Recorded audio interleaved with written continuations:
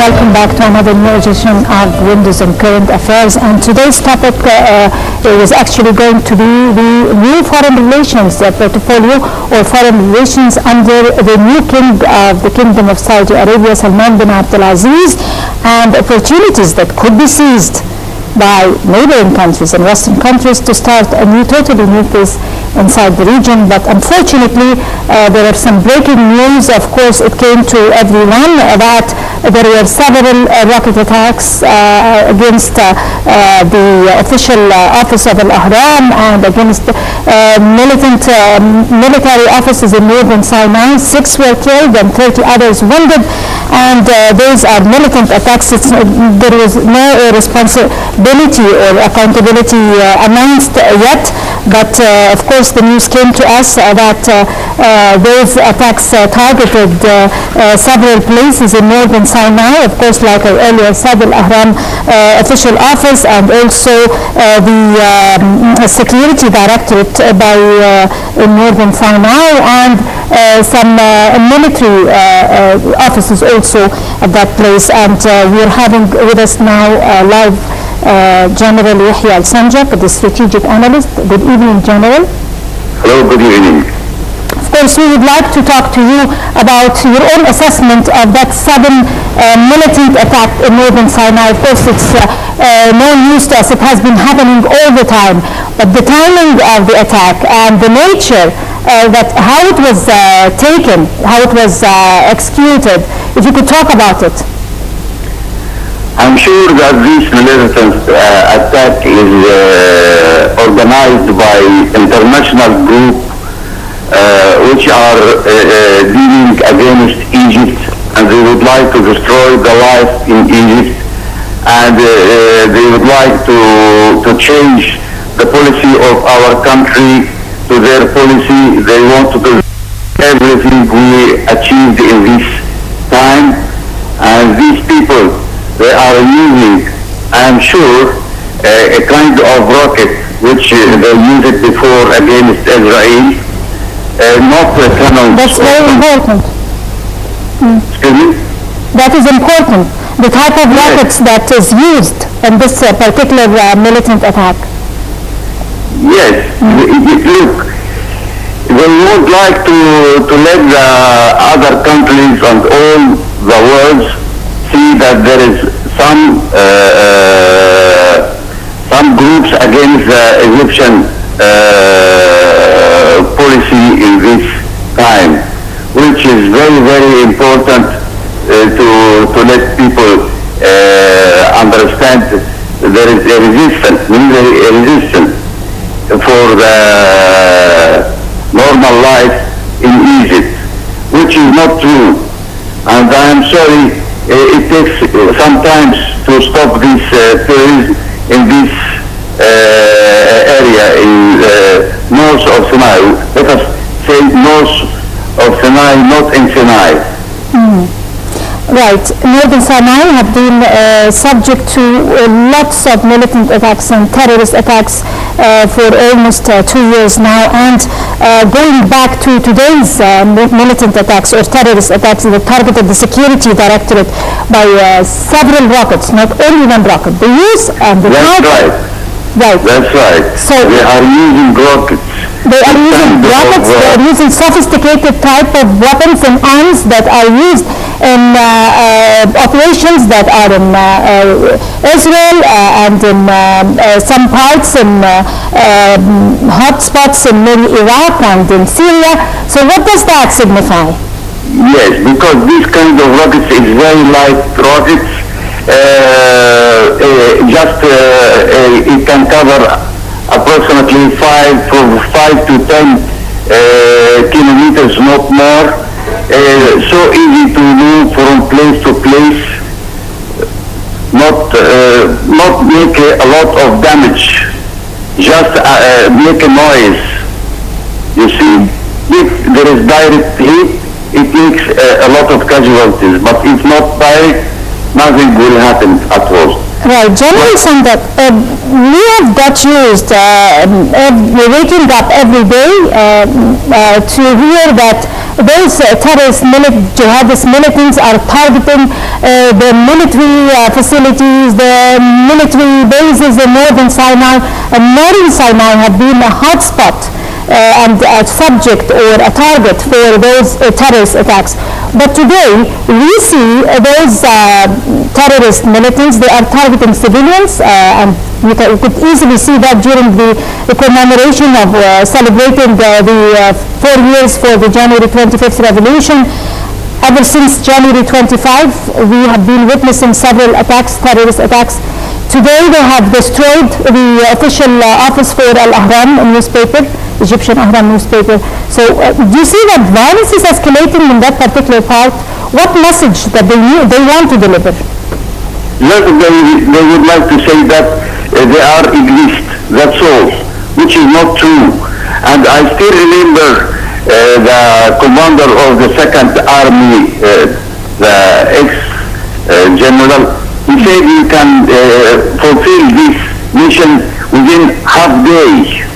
But there is a difference in policy between us as a military and these groups, because they don't take care about civilians at all, and we are pay a lot of care to make casualties in civilians. Right. This is the difference between our policies. Right, General Sanjak, of course, earlier when those attacks were intensified in northern Sinai, the government and President al-Sisi, of course, announced that they're going to evacuate this particular area in northern Sinai and announce a security zone within this part. And they evacuated they relocated in the residents, but that was criticized. It seems that this is not even, that was for us now, when we observe this happening, we could see that it is becoming, it was supposed to be taken earlier than that. Furthermore, we should evacuate the whole area in northern Sinai, not only a specific area where the militant attacks are happening. How do you assess it as a strategic analyst? In fact, I agree with you 100% that we should take these measures from many months before, not nowadays. Just we start by 1.5 kilos and 5 kilos, but I think we should take these measures in the beginning. Just when we discover that there is some tunnels between Rafah and Rafah in Gaza, we should make a buffer zone. This buffer zone, not less than 5 kilometers, maybe more, 10 kilometers. Why not? Why not? We are secured our country, and without fulfill these measures, we are going to suffer a lot of casualties, and we are going to kill some civilian people by mistake. Right, so you are with that opinions that we could extend the buffer zone or expand 100%. Expand the buffer zone, and yes. We have all our reasons now. That's right. That's right. I remember in war 67, after 67. We evacuate Port Said and Ismailia and Suez, these huge cities. And I think we're witnessing a similar situation, if not worse. Yes. Right. Well, General Yahya Al-Sanjak, we'd like to thank you very much, the strategic analyst. Thank you for talking to Windows on Current Affairs and giving us your valuable input. And right now we have with us live on air Ambassador Adawi, former Assistant Foreign Minister, and Dr. Ibrahim Ghazawi, the political analyst and Professor of International Law. Good evening, gentlemen. Actually, we're going to delve into our main topic, but first we would like to have a thorough look on that sad incident that suddenly burst, as usual.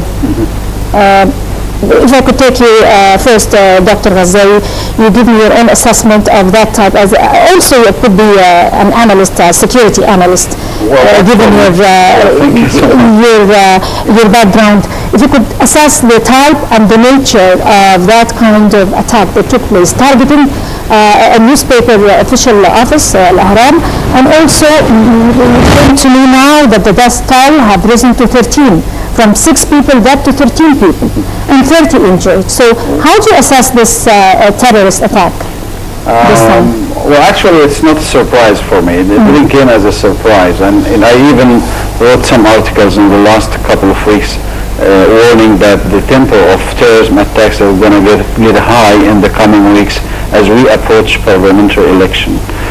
This is taken for granted that the terrorism is going to escalate the attacks, and those who are behind this terrorist attacks in Egypt, territorially or internationally, will try to focus more in the coming period as we approach the last stitch of our official transition completion by holding our parliamentary election.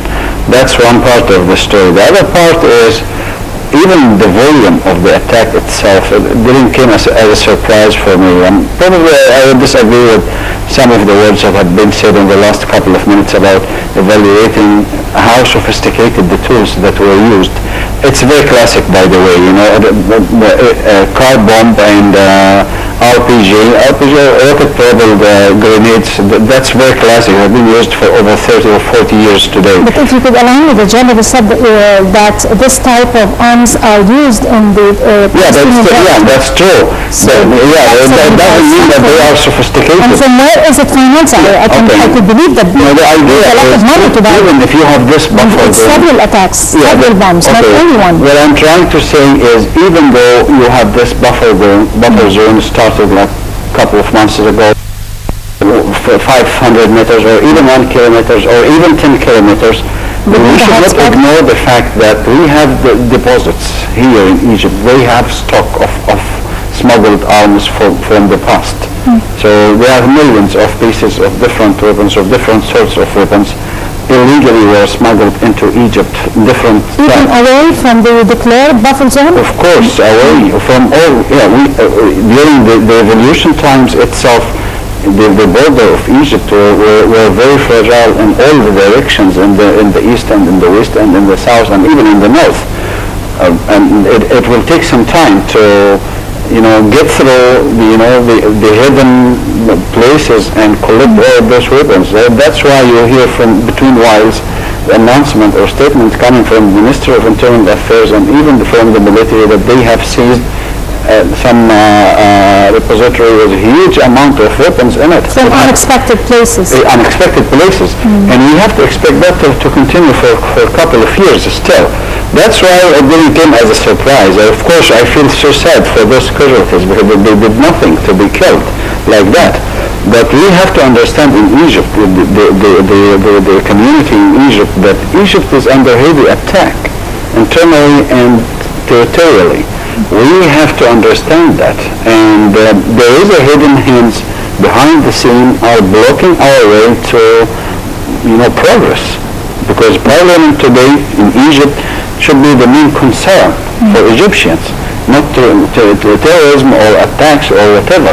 And now the focus in Egypt must be on which person, the individuals or Egyptians are going to select. The media have to focus on parliament, on transition, on the future of Egypt. Today, look at what we are talking about. We are talking about events that take us back, not forward, but backward. That's the gravity of terrorism today. It holds us back.